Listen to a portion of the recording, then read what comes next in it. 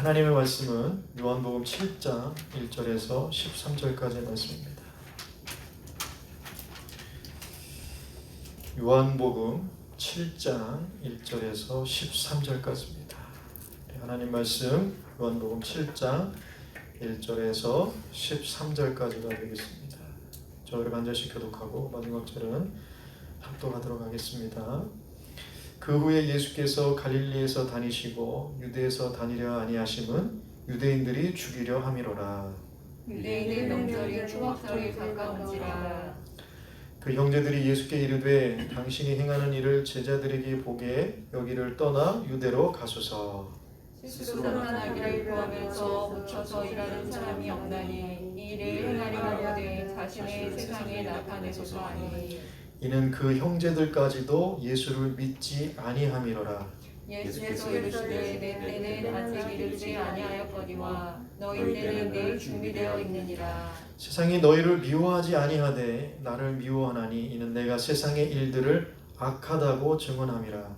너희들 명절에 올라가라. 내 때가 아직 차지 못하였으니 나는 이 명절에 아직 올라가지 아니하노라. 이 말씀을 하시고 갈릴리에 머물러 계시니라.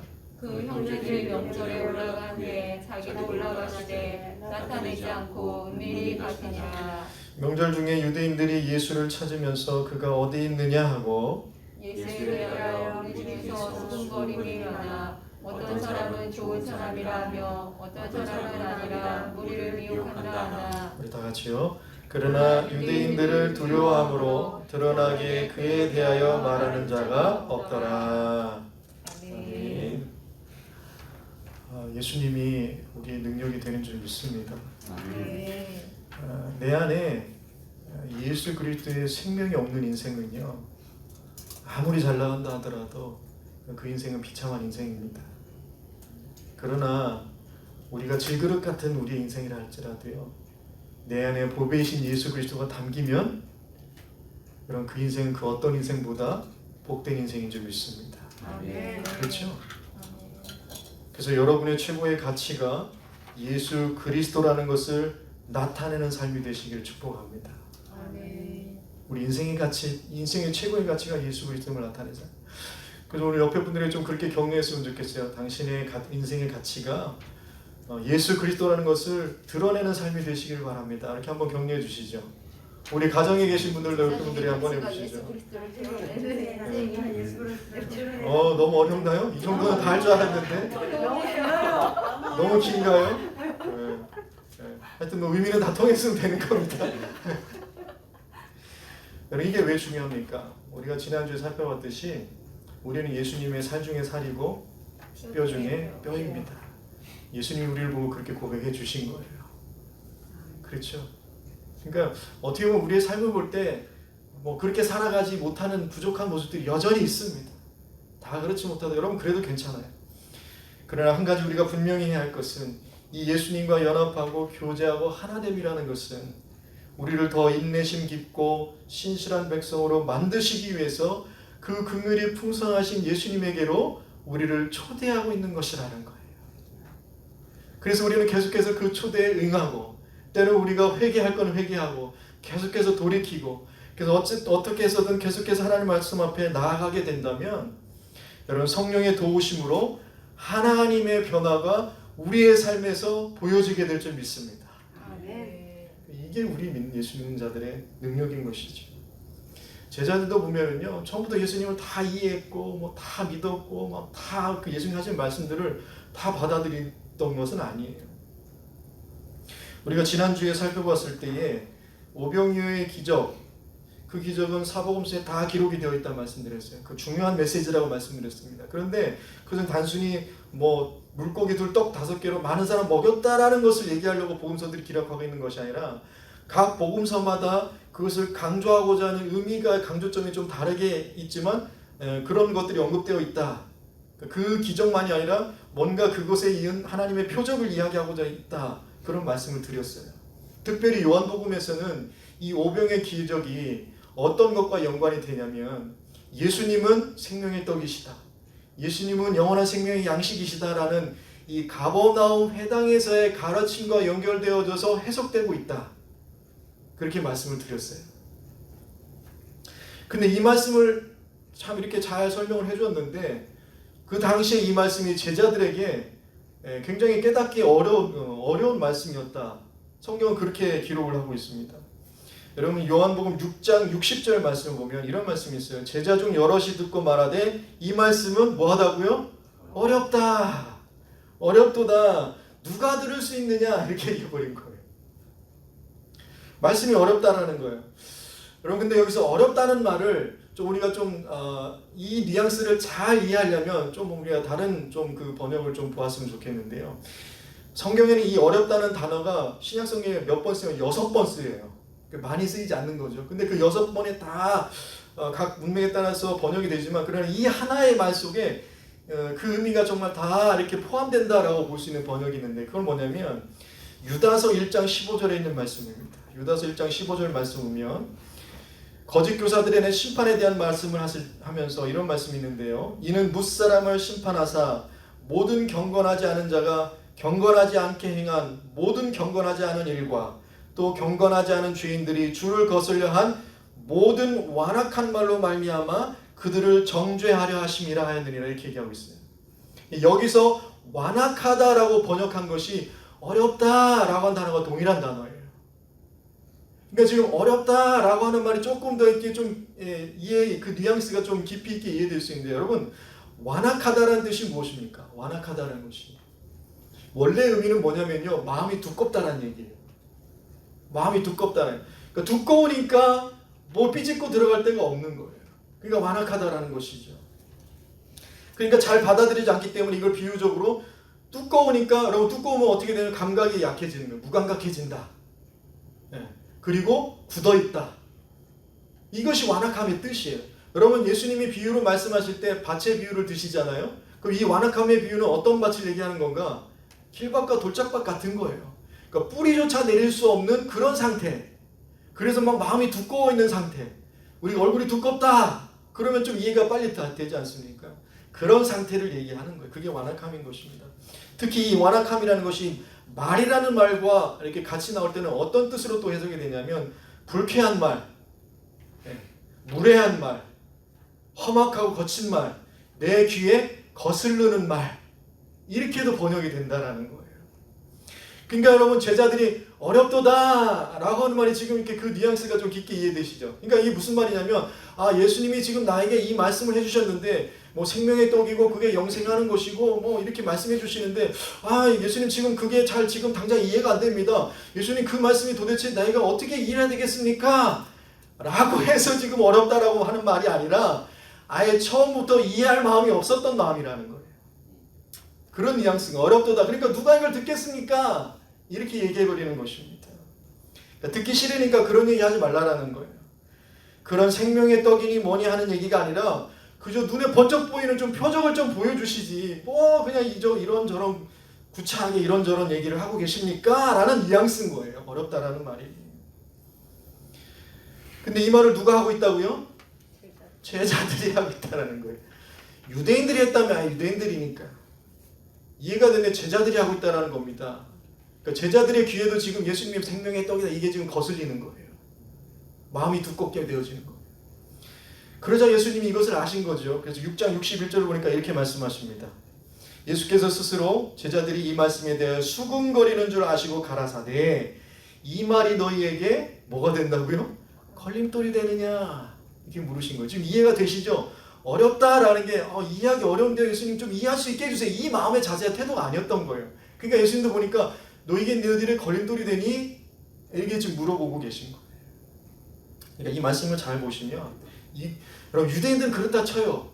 근데 지금 제자라는 사람들이 예수님이 하시는 말씀, 예수님을 따라간다는 제자들이 예수님이 하시는 말씀이 어렵고 걸림돌이 되고 있다는 것입니다.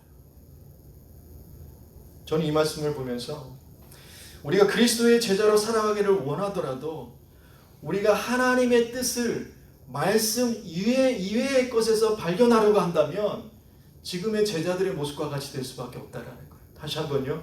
우리가 하나님의 뜻을 발견하고자 할 때 말씀 이외의 것들에 대해서 하나님의 그 뜻을 분별하고 자꾸 발견하려고 한다면 지금 제자들의 모습과 같이 하나님의 말씀이, 생명의 말씀이, 구원의 말씀이 어렵고 완악하게 만들고 걸림돌이 되기도 한다라는 거예요.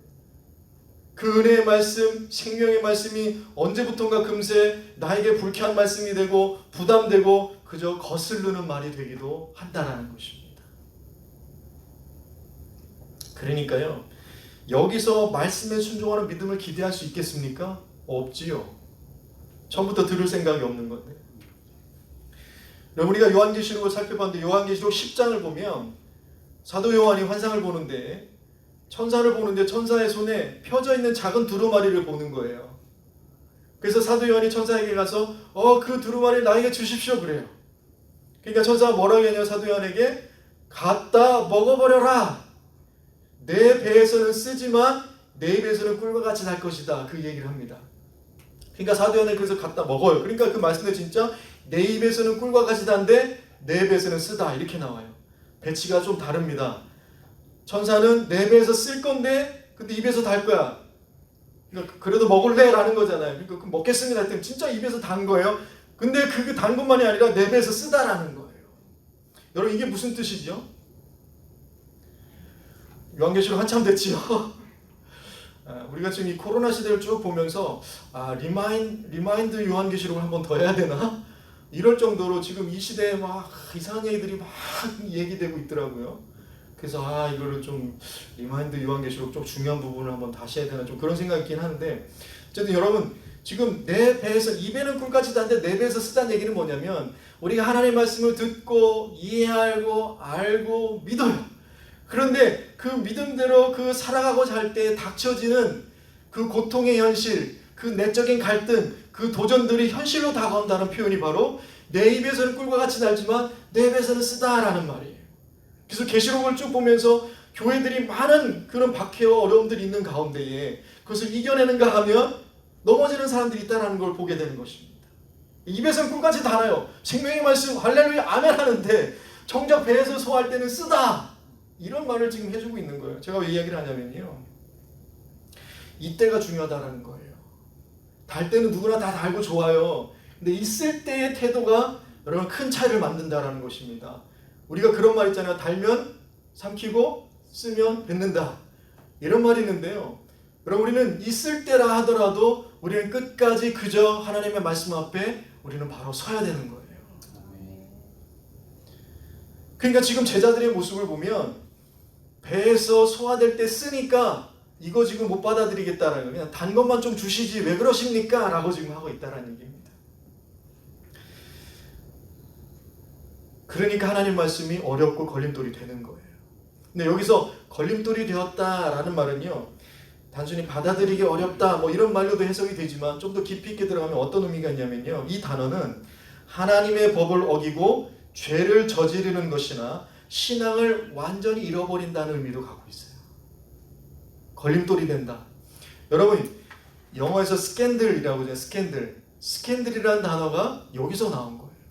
이 스캔들이라는 단어는 어떤 의미냐면 짐승을 잡기 위해서 덫을 놓는 그 덫이 스캔들이에요. 거기서 스캔들이라는 얘기가 나온 거예요. 함정, 덫. 그러니까 이것과 같이 우리 영혼을 넘어뜨리고 무너지게 하는 함정이 되었다라는 것이 걸림돌이 되었다는 말이 되는 거예요. 그래서 우리가 성경을 볼 때에 오른쪽 눈이 실족하거든 그 눈을 차라리 빼어버려라 그러죠. 그래서 온몸이 성에서 지옥에 가는 것보다 차라리 눈을 빼는 게 낫다 그렇게 하죠. 그럴 때 이 눈이 실족해야 한다는 단어가 이 단어예요. 걸림돌이 된다는 단어.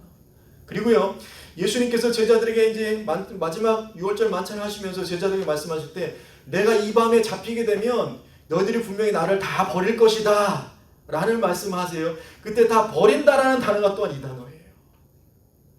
그러니까 무슨 말이냐면 제자들이 예수님을 배신하고 떠날 것을 말하는 데 쓰이는 때의 의미가 이 단어라는 거예요. 걸림돌이 된다라는 거예요. 근데 이것이 목사님 그거 너무 좀 이런 과장된 너무 비약된 해석 아닙니까? 근데 사실 안타깝게도 이 일이 일어나요. 6장 66절을 보십시오. 그때부터 그의 제자 중에서 많은 사람이 떠나가고 다시 그와 함께 다니지 아니하더라라는 거예요. 여러분 이 단계를 한번 잘 보세요. 어렵더라 라고 했어요. 그랬더니 이것이 걸림돌이 되는 거예요. 걸림돌이 되니까 떠나가게 되고 떠나가니까 다시 함께하지 않는 이 단계가 지금 순식간에 일어나고 있는 거예요. 그러니까 우리가 예수님 멀어지는 것이 순식간에 나는 거예요. 어디서부터 시작이 됩니까? 어렵더라. 그러니까 이거 다시 말로 내 마음이 완악한 세서부터 이것이 시작이 되는 거예요. 그래서 칼빈은 이 대목에서 이런 얘기를 해요. 제자된 자들의 마음이 예수님께서 떠났다는 것은 정말 끔찍하고 기괴한 일이다, 이렇게 얘기를 해요. 여러분 생각해 보세요. 생명의 떡이다, 구원의 그 메시지가, 구원의 복음이 선포되어지는데 제자들이 어떻게 그것을 거부할 수가 있지? 우리는 이렇게 생각할 수 있다라는 거예요. 그런데 그럴 수 있다라는 거예요. 세상을 보세요. 그럴 수 있다라는 거예요. 그러니까 우리가 선줄로 생각하는 사람은 넘어질까 조심하라는 그 말씀인 거 아닙니까? 오병이어 기적에 볼 때는 막 다 몰려왔다가 이제 그것이 예수님의 그 말씀을 깊이 있게 이제 그 생명의 복음 말씀을 설명해 나가려니까 다 떠나가더라는 것입니다. 웬만한 제자들은 다 나가 떨어졌다라는 거예요. 그러니까 이것을 볼 때 말씀이 거슬리고 걸림돌이 되기 시작하면, 그래서 그때 한 걸음이라도 뒤로 물러서게 되잖아요. 그러면 주님을 배반할 수 있는 리스크가 커진다라는 거예요. 굉장히 커진다는 얘기입니다. 그래서요, 우리가 계속해서 여러분 말씀에 붙들려야 됩니다. 말씀을 묵상하셔야 됩니다. 그 속에서 하나님의 뜻을 발견해야 된다 얘기하는 이유가 여기 있는 거예요. 그 한 걸음만 뒤로 머물더라도 이건 순식간에 일어날 수 있다는 얘기예요. 물론 교회가 잘못해서 이 복음의 원리를 거슬리게 전해서 실족해 하는 것도 큰 문제이지만, 말씀의 원리대로 때로는 그것이 관습이던 그것이 무슨 세상에 이치던 그것을 거스르며 살지 않는 것도 큰 문제라고 보는 겁니다. 오히려 더 그렇지 않은 듯, 교인인 듯 하면서 세상에 따라가는 그것이 더 큰 문제일 수 있는 것이지. 여러분, 정당한 말씀인데도 그것이 걸림돌이 되면요, 여러분, 광야에서 이스라엘 백성의 모습과 같은 모습이 나타날 수가 있어요. 어떤 모습이냐면 출애굽기 20장 19절에서 20절 말씀인데요, 이런 말씀이 있습니다. 모세에게 이르되 당신이 우리에게 말씀하소서, 우리가 들으리이다. 하나님이 우리에게 말씀하지 말게 하소서. 이렇게 얘기해요. 너무 무섭다는 거예요. 하나님이 우리에게 말씀하지 말고 그냥 당신이 나한테 얘기해줘요. 그러자 모세가 얘기하죠. 백성에게 이르되 두려워 말라. 하나님이 임하심은 너희를 시험하고 너희를 경외하여 범죄하지 않게 하기 위함이다. 그러니까 너희를 위한 거야. 근데 왜 두려워하니? 이제 이렇게 얘기를 하는 거였어요. 여러분, 이것을 볼 때 광야는 그러면 어떤 곳인가 라고 생각을 해보니까요, 하나님의 백성들이 끊임없이 하나님의 말씀과의 거리감을 좁히는 것을 훈련한 장소가 광야이다, 그렇게 볼 수 있는 것입니다. 여러분, 광야에서 하나님은요 끊임없이 하나님의 백성들 가운데 들어가기를 원하셨어요. 우리가 레위기를 살펴봤잖아요. 그 레위기에서 나오는 수많은 율법들이 어떤 율법일까요? 무엇을 위한 것일까요?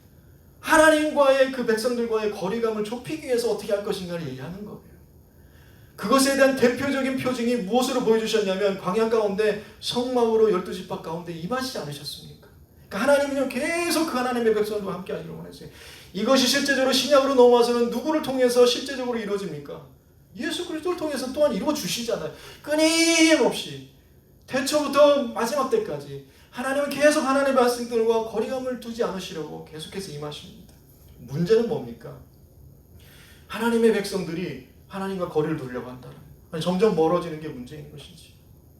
그래서 이제 우리의 기도는요, 이런 광야에서 하나님이 우리에게 말씀하지 말게 하소서, 이런 기도를 해야 되는 게 아니라, 여러분, 엘리가, 어린 사무엘이 계속 뭔가 하나님 음성을 듣는데 못 듣고 계속 저를 부르신가 하고 찾아오잖아요. 그때 엘리가 사무엘에게 뭐라 하냐면 이런 얘기를 해요.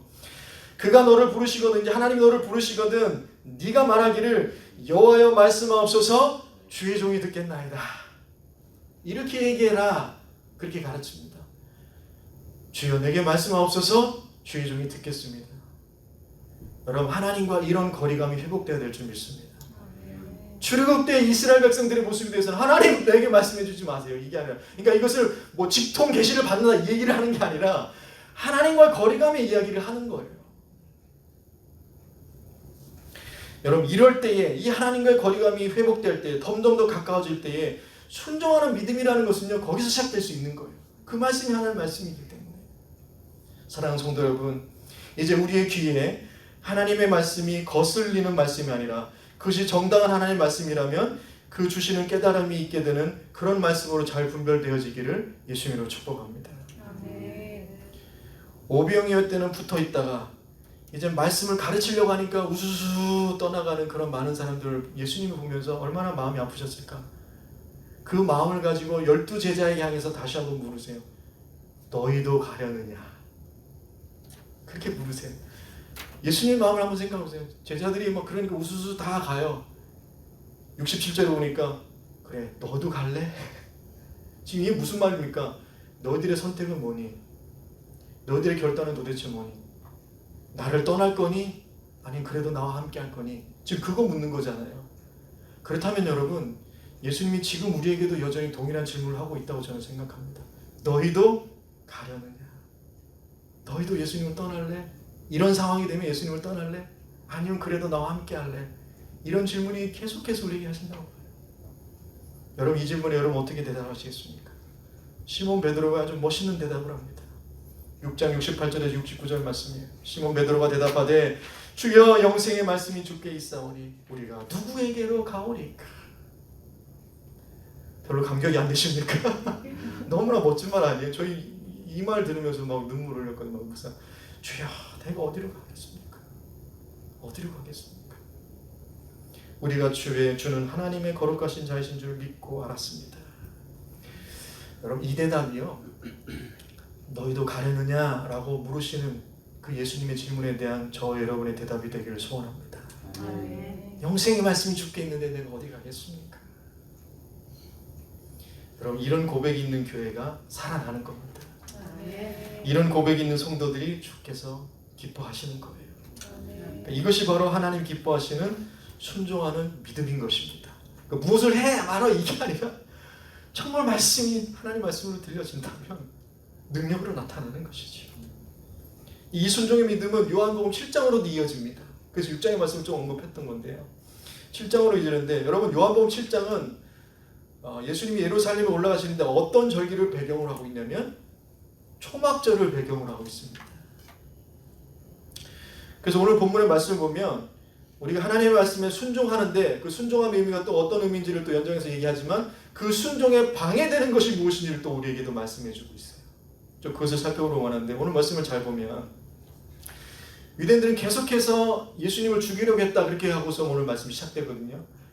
죽이려고 했다. 이 말은요, 그냥 어쩌다 보이면 잡아서 죽여 이게 아니라 찾아다닌 거예요. 예수님 죽이려고 찾아다녔다는 의미로 지금 그렇게 하고 있는 거예요. 그러니까 굉장히 위험하고 험악한 상황 가운데 있었던 거죠. 그래서 예수님은 유대인들하고 마주치지 않으려고 갈릴리아만 계셨다 이렇게 말씀을 하고 있습니다.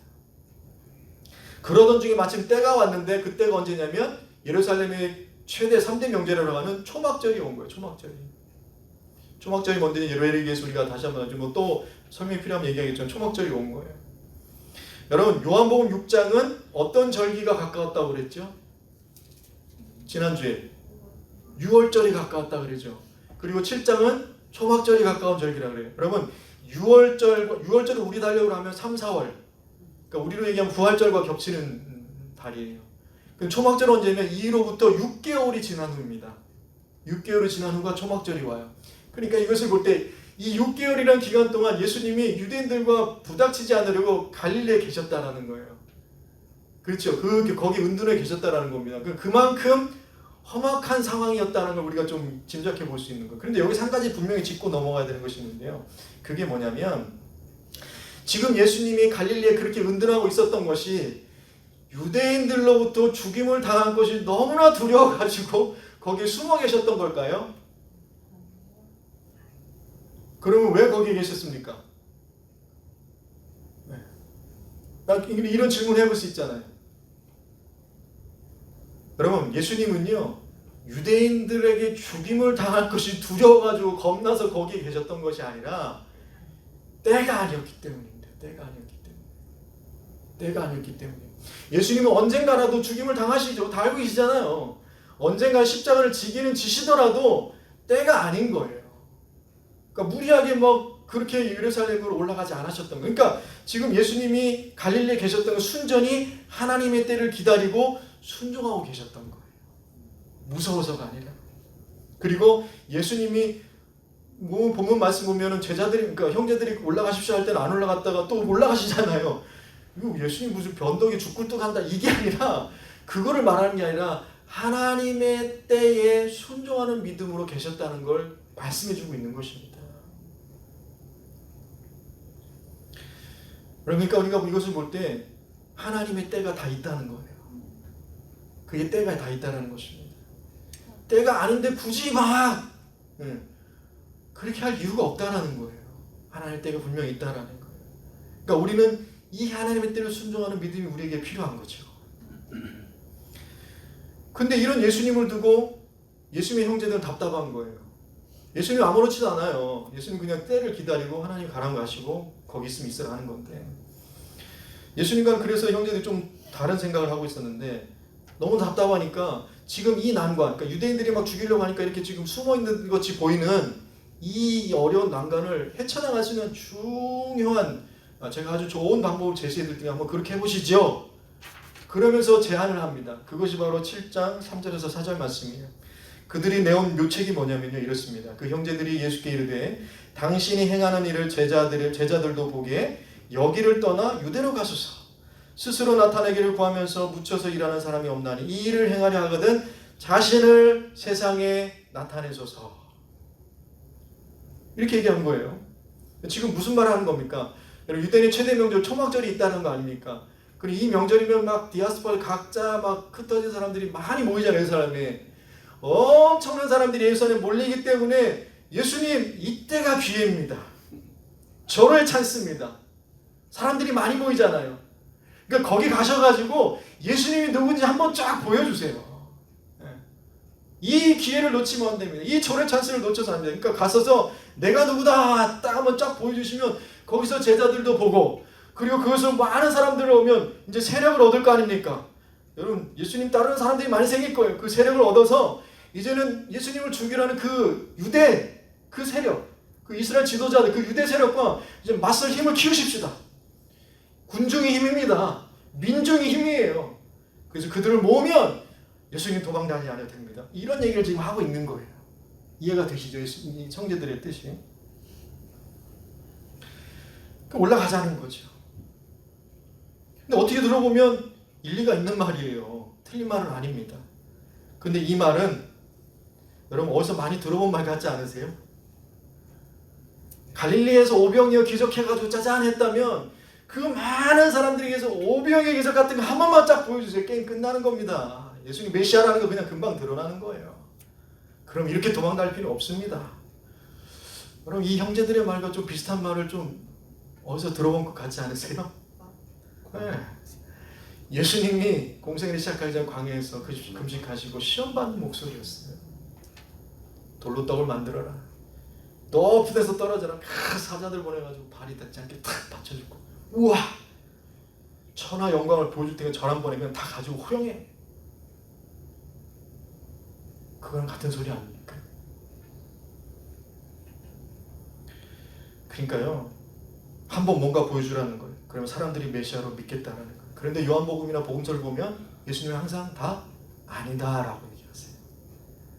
그거는 그때는 아니다.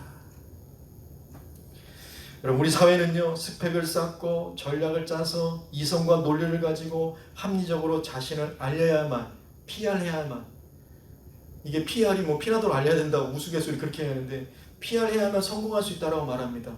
굉장히 중요한 부분이에요.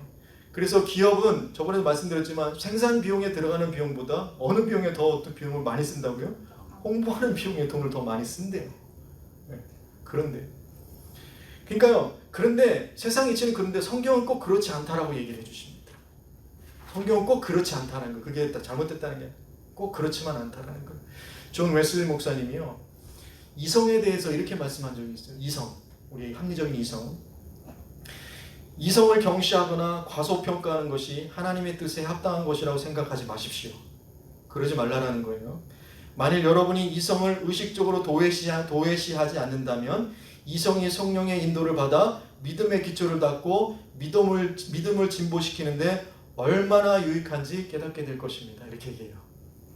이성이 그러니까 우리 믿음을 하나님이 바른 방향으로 쓰면 아주 유익하다는 걸 얘기해요. 그러면서 또 웨슬리 목사님이 또 얘기하기를 그러나 이성을 도외시하지도 말아야 되지만 그렇다고 이성을 과대평가하지 말아야 됩니다. 그 얘기를 같이 해요. 우리의 이성으로 판단한 것을 절대 진리로 착각하지 마십시오 라고 하면서 뭐라고 얘기하냐면 이성이 할 수 있는 것은 모두 이성 자체가 하도록 놔두십시오. 가능한 범위 안에서 이성을 활용하십시오. 그러나 이성은 믿음, 소망, 사랑을 전달하는 데는 전혀 무능하다는 것을 알아야 됩니다. 이성은 참된 미덕이나 행복을 가져다 주지 못합니다. 오직 보다 높은 근원, 곧 하늘에 계신 아버지께만 미덕과 행복을 구하고 받으십시오. 이렇게 얘기하는 거예요. 이성이 나쁘고 필요 없다 얘기하는 게 아니라 그것이 믿음의 대상이 되어서는 안 된다는 얘기입니다. 우리의 믿음의 대상은 오직 예수 그리스도를 통해 계시된 진리가 되어야 되는 것이죠. 그것이 우리의 이성과 배치되면 과감하게 이성을 버려야 되죠. 그렇죠. 다만 그 이성은 그것을 가지고 그 말씀을 이해하는 데 쓰는 유용한 도구가 되는 것이지 그것이 하나님의 역사를 주도하는 원인이 아니라는 거예요. 여러분 이 차이가 지금 예수님과 예수님의 형제들 사이의 생각의 차이였던 거예요.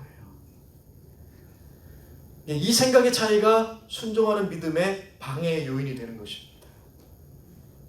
그러니까 오늘 말씀 보세요. 오늘 말씀 보니까 때가 되어서 예수님이 예루살렘에 올라가게 되는 10절을 보니까 예수님의 형제들은 올라가서 나타내십시오라고 얘기하잖아요. 근데 예수님은 뭐라고 했냐면 나타나지 않고 은밀히 올라가셨다 이렇게 얘기해요. 일부러 대조시킨 문학적 구조죠. 예수님의 형제들은 나타내세요 좀 드러내세요 했는데 예수님은 나타내지 않고 은밀히 올라가셨다는 겁니다. 그리고 은밀히 올라가셔서 뭘 하셨느냐? 성전에 올라가셔서 가르치셨다는 거예요. 7장 14절부터의 내용이 쭉 이어지는 게 가르침의 내용이시죠. 그러니까 예수님의 형제들이 이성적으로 볼 때는 전혀 합리적이 않죠. 아니 올라갈 거면 초반에 올라가서 확 보여주시지. 그러지도 않으시고 이해가 안 되는 거예요. 근데 하나님의 때는 달랐다는 것입니다. 여러분 광야에서의 시험도 예수님의 시험도 그저 하나님의 말씀으로 이긴 것과 같이 예수님의 때는 화려하고 뭔가 그럴싸한 퍼포먼스를 보여주는 때가 아니라 때로는 세상이 미워하더라도 올바른 가르침, 올바른 복음을 증거하기 위해 순종하는 믿음의 때였다는 거예요. 그래서 세상이 나를 미워한다는 거예요. 너희를 미워하지 않는다는 건 사실 이거는 좋은 말이 아닌 거예요. 그러니까 제자 너희들은 미워하지 않는데 세상이 나를 미워한다는 거예요. 이 말을 또 잘못해서 그리스도인들이 그러면 세상 사람들이 미운 소리를 듣더라도 우리 막 고집을 부려도 이 얘기를 하는 게 아니에요. 무슨 말인지 아시죠? 정당한 말씀 가운데 우리가 그 모습을 보여야 된다는 걸 얘기를 하는 거예요. 그러니까 그 말씀이 내 배에서 쓰고 거스른 말이 되더라도 그 말씀이 정당하고 하나님의 뜻이라면 돌아서지 않는 믿음의 때가 순종하는 때라는 것입니다. 그래서 사도 요한은요, 예수님의 형제들이 그렇게 자신을 세상에 드러냈어서 하는 말이 믿음 없는 말이다 라고 5절에서 그렇게 지적하고 있는 거예요. 믿음 없는 말이다. 일리 있는 말이고 합리적인 말인데 믿음 없는 말이다. 믿음 없는 말이다. 여러분 이거 분별하기 너무 어렵잖아요. 일리 있고 합리적인 말인데 믿음 없는 말. 이걸 어떻게 표현할까? 이제 뒤에 나오게 되는데. 그러니까 형제들조차도 가까이에서 예수님을 정말 가까이 있는 사람이 정말 이렇게 힘들 때가 많죠. 예수님을 메시아로 믿지 않았던 거예요. 그러니 하는 말이 이래가지고 성공하겠습니까? 숨어있지 말고 이제는 세상에 드러내고 유명세를 좀 타십시오. 짜잔 나타나세요. 그러면서 예수님은 몰아붙였던 것입니다. 여러분 그런데 이걸 한번 잘 생각해 보세요. 여러분도 이제 신앙생활 오래 하셨고 이것은 비판의 얘기를 하는 것이 아니라 우리를 돌아보자는 얘기를 하는 거예요. 여러분 한번 잘 보세요. 이런 성공과 유명세의 원리에서는 하나님의 때를 순종하는 믿음을 기대하려는 것이 굉장히 어렵다는 것입니다. 절대로란 말은 하지 않겠어요. 그럴 수도 있으니까. 그것이 하나님의 역사일 수도 있어요. 그러나 성공과 유명세의 원리에서는 하나님의 때를 순종하는 믿음을 기대하는 게 굉장히 어렵다는 거예요. 물론 저도 이런 얘기를 하면서 하나님 그래도 저도 한번 유명해지고 싶습니다라는 마음이 이 속에 조금 있긴 하지만 굉장히 어렵다는 거예요. 왜 그렇습니까? 말씀이 그때 당시에 걸림돌이 된다 싶으면 돌아설 수 있기 때문에 돌아설 수 있기 때문입니다. 그러니까 이런 모습을 교회 안에서 우리는 좀 보고 있지 않냐는 거예요. 이것을 보면서 오늘의 교회와 성도들이 과연 어떤 기대를 가지고 신앙생활을 하고 있는가를 생각해 보게 되는데요. 어떤 상황 속에서도 진실하게 우리가 그리스도의 사람으로 살아가려고 하고 있는가? 아니면 어떤 상황 속에서도 그저 세상이 보기에 그럴싸한 것들만 드러내려는 데 힘을 쏟아붓고 있지는 않는가? 우리는 분별해 보아야겠다는 것입니다. 바라기는 우리 인간적인 기대대를 내려놓고 하나님의 때를 신뢰하며 그렇게 순종하는 저와 여러분이 되었으면 좋겠습니다. 하나님은 그런 사람들을 기대하고 계시다는 거죠. 그러니까 우리의 고민이 바로 여기 있지 않습니까? 우리의 고민이 여기 있는 거예요. 하나님의 때를 좀 분별했으면 좋겠다는 것이죠. 그럼 어떻게 해야만 정말 예수님과 같이 세상의 수많은 유혹에 쏟을 그런 소리들 속에서도 순전히 하나님의 때를 분별하고 그 하나님의 때를 순종하며 살아갈 수 있는가? 이게 저와 여러분의 고민이잖아요. 영원한 고민이죠. 여러분 여기에 대해서 여러 가지 말을 할 수 있지만 저는 그 많은 것들 중에 근본적인 것 두 개를 한번 지적을 해보려고 그래요. 믿는 자들이 두 가지 물음에 대한 차이를 분별할 수 있다면 우리는 하나님 때를 분별할 수 있다. 저는 그렇게 생각합니다. 그리고 믿음의 때를 살아갈 수 있다. 두 가지 물음에 대한 차이를 분별할 때 첫 번째 물음은 이거예요. 잘 들어보세요. 우리가 물을 때 하나님이 자신의 작정 속에서 우리에 대하여 정해놓으신 것이 무엇인지를 묻는 거예요. 하나님이 자신의 작정 속에서 우리에게 정해진 거, 딱 정해진 거, 하나님 딱 정해진 거 있죠. 그거 그냥 나에게 딱 말씀해 주세요 이거예요. 작정 속에 정해진 거 있잖아요. 그것만 말씀해 주면 내가 그거 따라가겠습니다. 좀 이렇게 묻는다라는 거예요.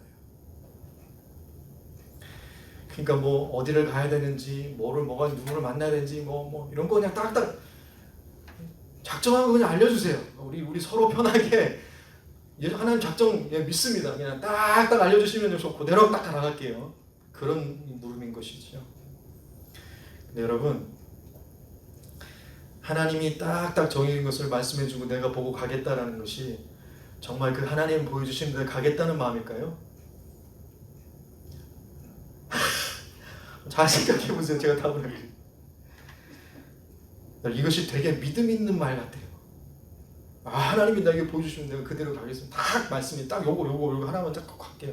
근데 믿음 있는 말 같은데 잘 보면요, 이 말은 어떤 말이냐면 나는 절대로 실패하기 싫습니다. 나는 그냥 성공하는 길만 가게 해주세요. 나는 실수하기 싫어. 그러니까 딱딱 집어주세요. 그럼 가겠습니다. 그러니까 어떻게 보면 자기 강박이에요. 그리고 자기 성공에 매달려 있는 거예요. 그러니까 그런 질문이 나온다는 생각이 되십니까? 동의하세요? 그렇게 되는 거예요. 그러니까 이런 사람들은 어떤 사람들이냐면요, 마치 예수님의 형제들과 같이 남들에게 내 가치를 좀 증명해 보여야 된다는 강박관념이 있는 사람들이에요. 내 가치가 증명이 돼야 된다는 거예요. 누구에게? 다른 사람들에게. 그러니까 하나님 딱 보여주시면, 이야, 하나님이 보여준 데 내가 갔으니까 이 하나님 역사십니다. 이 질문은요, 지금 하나님을 얘기하고 있는데 지금 사실 뭐가 없습니까? 하나님이 없는 거예요. 가치 기준이 사람에게 있는 것입니다.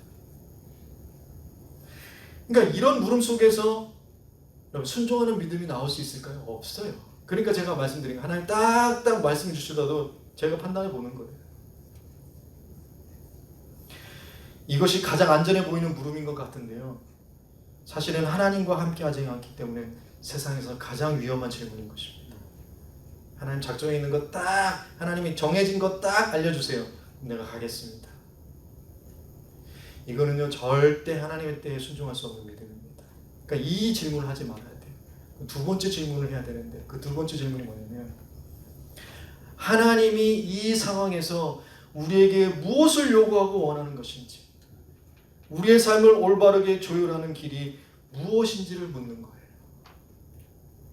보여주시면 가겠다는 게 아니라, 내가 지금 이 상황에서, 내가 지금 상황, 이것이 뭐 성공적인 상황이든 실패해서 막 나락으로 떨어진 상황이든, 이 상황에서 우리에게 하나님이 지금 무엇을 요구하고 계시는지, 그리고 하나님이 나를 통해서 이 상황에서 무엇을 원하시는지, 그리고 그 삶을 통해서 혹시나 내가 내 삶을 하나님께로 조정될 게 있다면 그것이 무엇인지 알려주세요 라고 묻는다라는 거예요.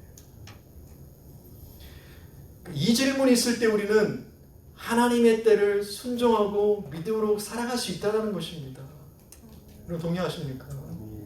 그러니까 모든 것을 성공과 실패로 이분해서 보는 것이 아니라 하나님이 지금 이 상황에서, 이 상황 꼭 나쁜 상황만 아니라 성공된 상황도 마찬가지. 그 모든 상황에서 지금 이 일을 통해서 내가 하나님의 어떤 사람으로 만들어가고 성장하고 성숙하기를 원하시는가를 물으라는 거예요.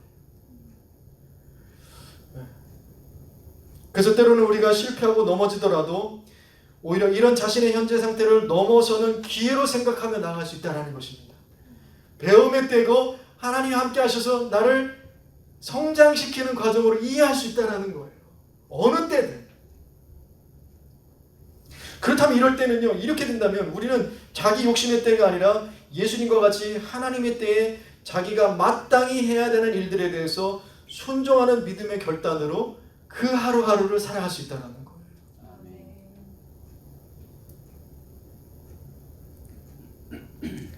그래서 이런 물음에서 있는 사람들에게 중요한 목표는 뭐냐면요, 남들보다 내가 더 인정받아야 되고 남들보다 더 똑똑해야 되고 남들보다 성공되고 뭔가 막 그럴듯하게 보이는 성과를 내는 데 있는 것이 아니라 내가 지금 하나님께 사랑받는 존재이고 이 사랑이 나와 함께하고 있다는 확신인 거예요. 그렇죠? 내가 하나님의 사랑을 받고 있고 우리가 조금 실패하면 하나님 사랑이 없나 보다. 그게 아니라 하나님 믿는 자들은 놓치지 말아야 되는 것이 내가 어느 상황에 있든 간에 하나님의 사랑을 받고 있다는 거. 그 이 확신을 가지고 이 믿음으로 계속해서 하나님께 나를 맞춰가게 된다는 거예요. 그렇게 되면. 그러면 그러다 보면 그 하나님의 때를 딱딱 보여준다는 게 아니라 모든 순간이 하나님의 때로 순종하며 살아갈 수 있다는 것입니다.